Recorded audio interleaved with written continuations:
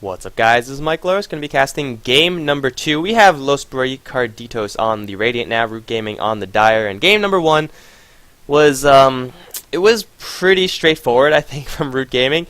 Now, with the Huskar last pick, I want to say that they weren't taking that game completely seriously, right? I think that's fair to assume. This game, after having won last game so convincingly, I could only guess that there's going to be at the very least an axe pickup from Root Gaming. That's the very bare minimum of my guesses. It is a best of 2, so the wins are the only thing that matters. The set doesn't have any relevance whatsoever. It's just who wins what. And I didn't mention this, but this is from Join Dota League Season 3. Managed to jack a broadcasting slot, so don't tell anyone or else they'll stop me from doing it. They won't really, but yeah. We also broke the game because these are all supposed to be grayed out portraits of this, so that's an accomplishment that we could unlock and achievement unlocked on that front. But anyway, yes, we have a game in Los Brik currently down a game, looking to well, bring home a win at all from this matchup. They're going to open this draft up with the Invoker. We'll ban out the Razor this time. Root Gaming instantly going to slam that Shadow Shaman pick, and then they don't know what. Ooh, a TA. That's interesting. I mean, TA is a pretty good hero, or decent hero versus Invoker.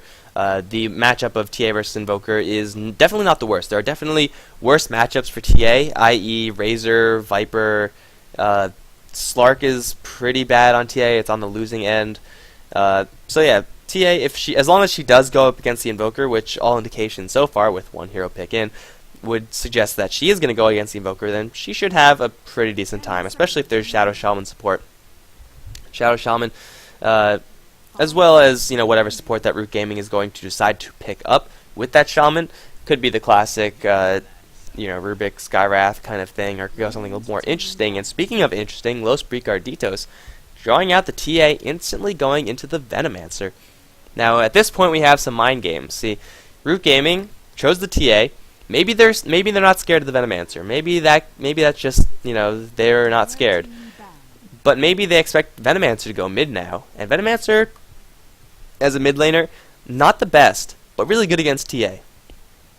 So Root Gaming have a pretty good opportunity to kind of do that. If you're going to put that there, then we're going to put this there kind of game. Or they could just say screw it and put TA there, which honestly would be pretty cool, because how often do you get to see a TA versus Venomancer matchup? It's not exactly the most common matchup in the game.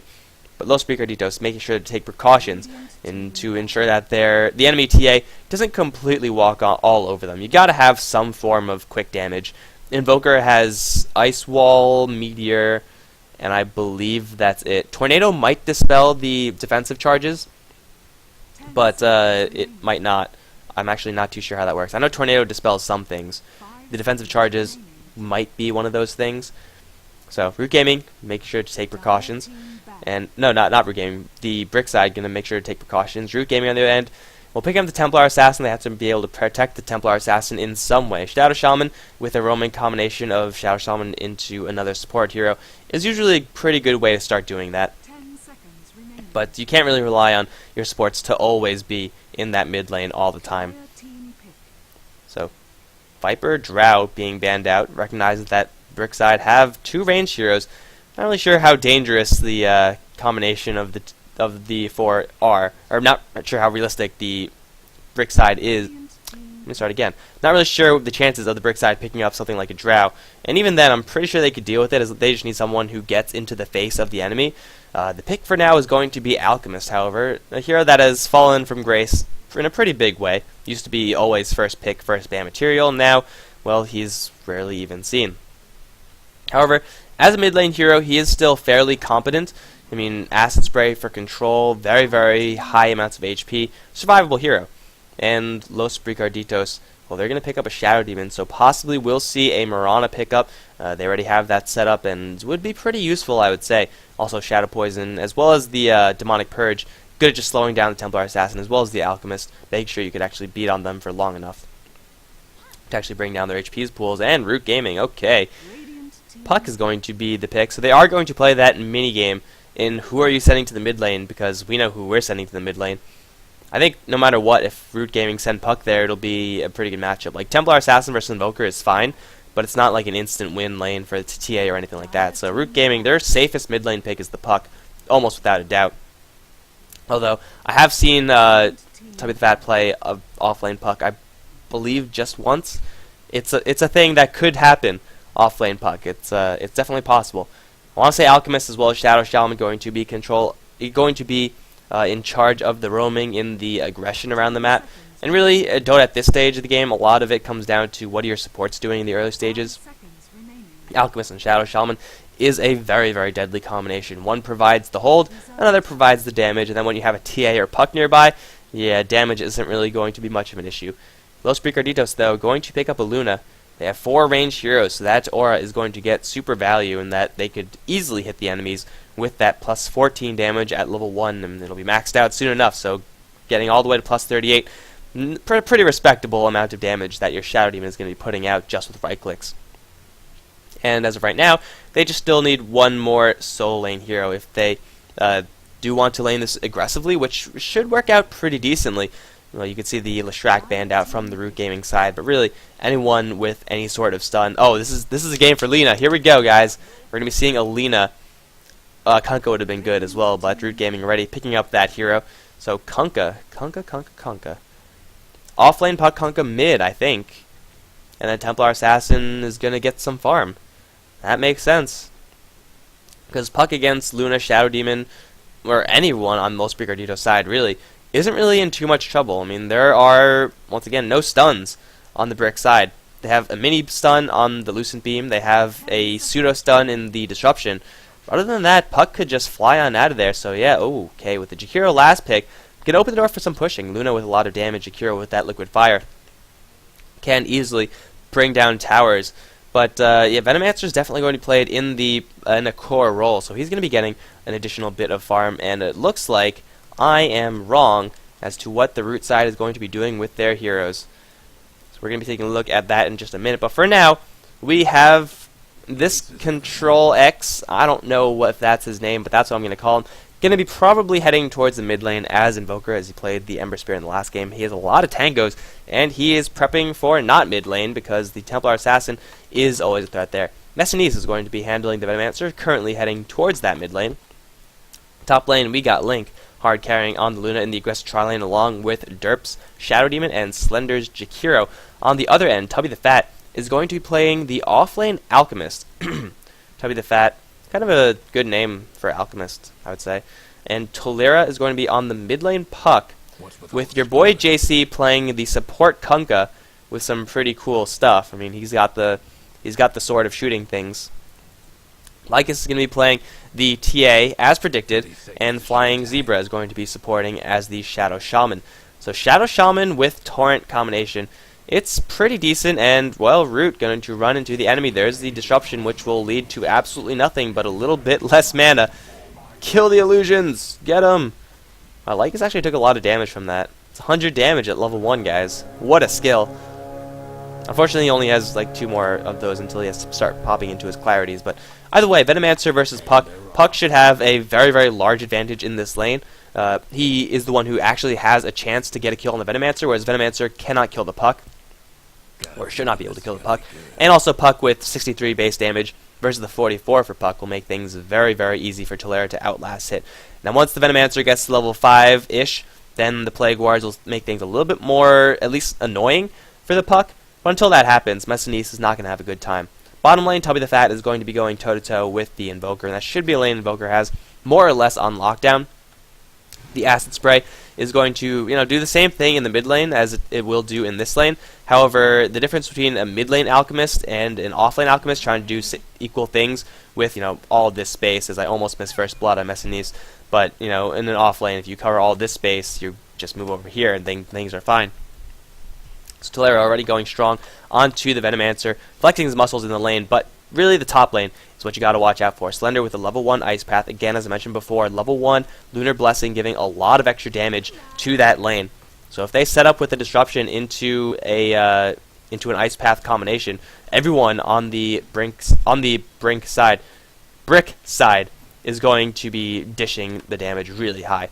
And Templar Assassin, well, for now, is going to be fine relying on the refraction, but once the level 2, level 3s come up on Jakiro, the Ice Path, although will be blocked by the shield, Liquid Fire and Dual Breath will cut through those defensive charges really, really quickly, like almost sickeningly fast. Flying Zebra off to the side if he runs into the Luna won't have the best time in the world, and your boy JC, a melee support hero, when you do have a melee support hero, you need to have aggression, and if you don't have aggression, then you have to have just a super passive lane and hope that there's no pressure.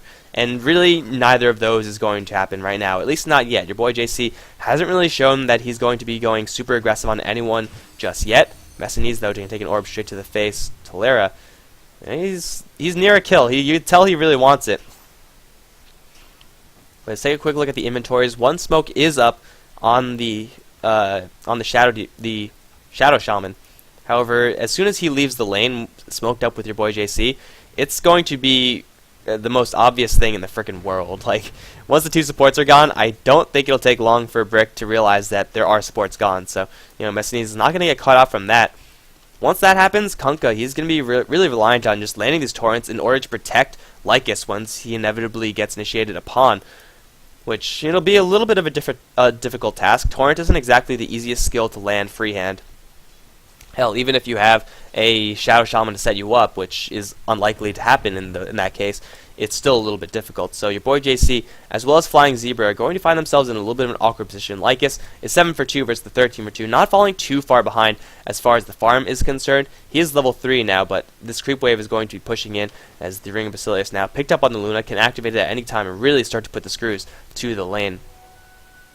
But it looks like Tubby the Fat has level 2 stun, and he's shaking it up, and Messinese has got to be in a lot of trouble. There's the stun with the acid amplification orb over the top, and Messinese is going to need a snake-sized body bag. Tubby the Fat going to run all the way back to the bottom lane with the haste rune. Just a drive-by first blood, pretty casual. He's going to return right back to the lane, and, well, not lose too much experience. So that was nice and clean. Going to give Tolera even more dominance over this lane as he now picks up his boots, and I think with that kill it'll ensure that he gets the minute 4 rune as well. And I think top lane is really going to be where he wants to help out the most, because he has a Dream Coil. A Dream Coil is going to be absolutely devastating this lane because of, first of all, the level advantage. Level 2 Shadow Demon, level 2 Jakiro, level 2 Luna. Getting hit with a Dream Coil is absolutely crippling at that stage. So, unfortunately, the rune is a illusion rune, so Tolera will get nothing, at least not yet. Man, illusion rune's so disappointing at this stage, but regardless, they could still go for a kill, like onto the Invoker or something. No, I think they just want to get more farm. The lanes of Root are going okay, the side lanes are. And now, X marks spot on Slender, going to get popped back into the Torrent, but instantly Disruption, saving him a lot of damage. Flying Zebra does have a Shackle, but that's about it. We'll get caught with the Ice Path. Lycus doing a little bit of damage with that Refraction, but it's only a level 1 skill. Not going to be winning the lane anytime soon, so Root flexing their muscles a little bit, punishing the fact that Slender got close, but Derp, with that Disruption, bailing out his ally in very, very quick reaction time. And Alchemist, level 6 now. He could even help out a lot in this top lane if he wanted to. Really, it's going to be up to Tolera to come up there and make a difference. He has a TP scroll, so if a fight does start to happen, like this, Tolera can come down as he is coming. Here comes Sunstrike. Lycus is going to get demolished very shortly, although the Torrent slowing down Slender, and Lycus now in the meld will not help him, though. Tolera going to get slowed down by the Gale, and there's a Shackle onto Link. 2-man Dream Coil following through as well. Link is going to get beaten down by the right clicks. He will get brought down. Orb going to fly through. Tolera going to jump to it. Going to now go to town onto Derp. The right click should just be enough, and it will. One last right click as he now is looking towards his last target. Slender going to get hit with a Torrent, and that's going to be that. That's 3 kills up in the top lane, 1 death for Root Gaming. And, well, that was pretty easy for them. Lycus, unfortunately, didn't realize that there was going to be a sentry drop, so he could have refracted and ran. Oh, wow. Really? Okay. Okay, that happened. Medallion, Unstable Concoction, Acid Spray. A lot of minus armor, a lot of damage. Don't underestimate the shaking of the potion. And Alchemist, winning his lane pretty easily, and helping to win mid as well. Messinese now going to try to put some pressure on this mid lane tower. Level 3 Serpent Wards, yes, level 3. However, he's in a lot of trouble because once again, there's an Alchemist with the haste rune. Here it comes. Throw it already. There it is. The pain is coming. Oh, poor Messinice. Never saw it coming. Suddenly 4 heroes out of nowhere. Oh, life sucks and then you die, Venomancer. Lycus, in the meantime, is left up top to fend for himself. He wasn't going to get anything anyway, so it's not really a huge loss, quite honestly. But with 6 minutes in, and Puck holding on to 1,600 gold, I think this might be a game for Dagon. Please? I mean, Blink Dagger would be the good thing to get, but are we in the business of getting good items? I don't know if we are. Tubby the Fat now going to go toe-to-toe with this Invoker. He's not really losing that much HP. Tubby the Fat, I don't know why you use your Medallion on a creep to make yourself more vulnerable. If he didn't do that, I want to believe he could have just walked out of there, but he decided to lose armor because, yeah, and then he just died. So yeah, okay, I don't know.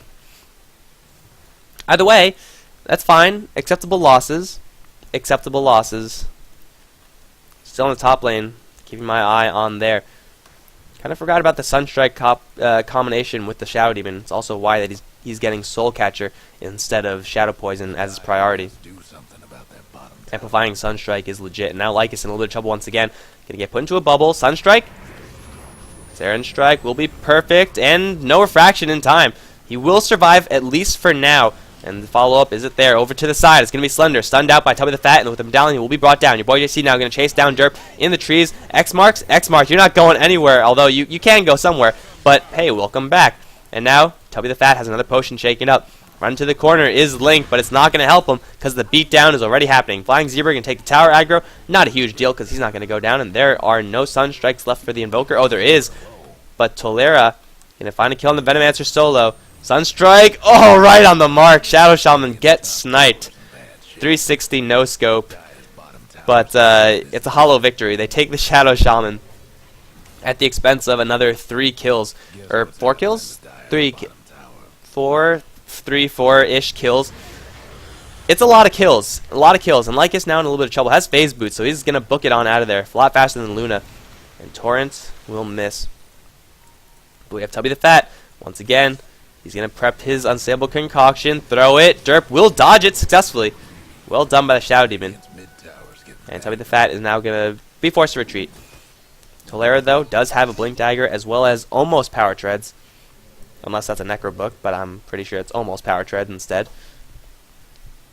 And I think top lane is where he wants to go.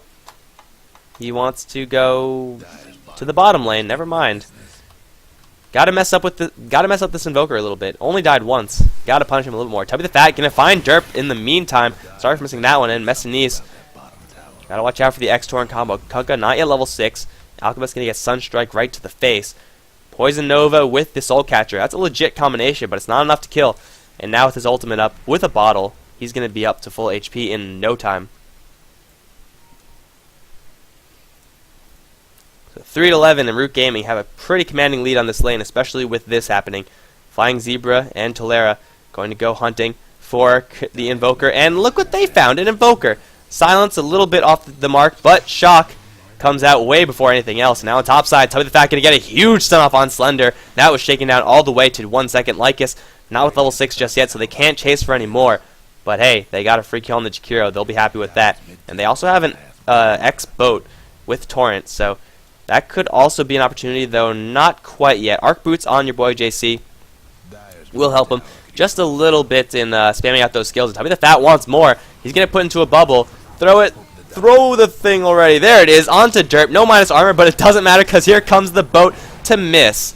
But it doesn't matter because he's already dead. And the Torrent did land on Link. He's going to go down as well. Chop down. It's a double kill for Tubby the Fat. And he's going to charge up for more. Round 3, Medallion, and throw it. Control X going to get absolutely chunked down with a Torrent as well. Goodbye, Invoker.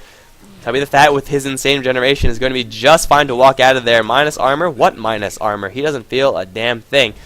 In the meantime, bottom lane is brought down by the combination of Tolera and Flying Zebra, while this group of 3 heroes is absolutely wrecking the face of Brik.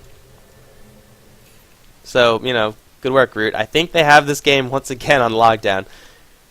Level 3 Torrent, level 3 X, and a boat. Really, you can't ask for much more from your Kunkka, who really had a little bit of a rough start. Lycus as well, but really joining the Puck up there for just one time, getting a couple kills, getting the advantage in the lane, means that Link is still without a level 6.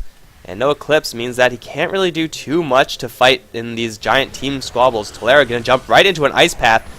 And everything else. Got a phase shift. He will dodge all the damage and get a huge silence. Plus a coil. He's already going to claim one in the Shadow Demon. Going to dodge a little bit more damage now. Where did he go? He already blinked south. Waiting for his cooldowns. Here comes your boy JC, but they see Link and they want Link because Tubby the Fat is going to land the stun. There's one. Messinese now going to try to go for Tolera, but the Boat X combination going to annihilate the dragon, and Venomancer is going to fall shortly after.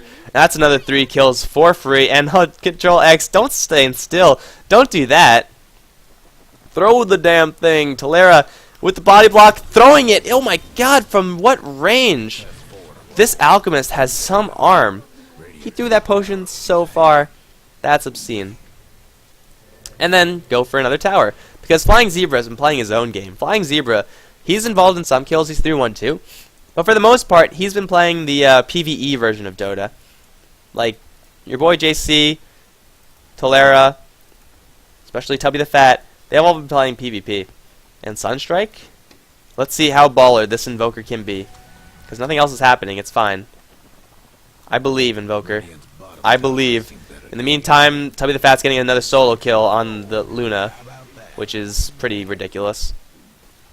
And he's not even going to cast Sunstrike. Boo. Tolera's going to run straight into Slendor. It's a double damage puck who has a 8-level advantage over you.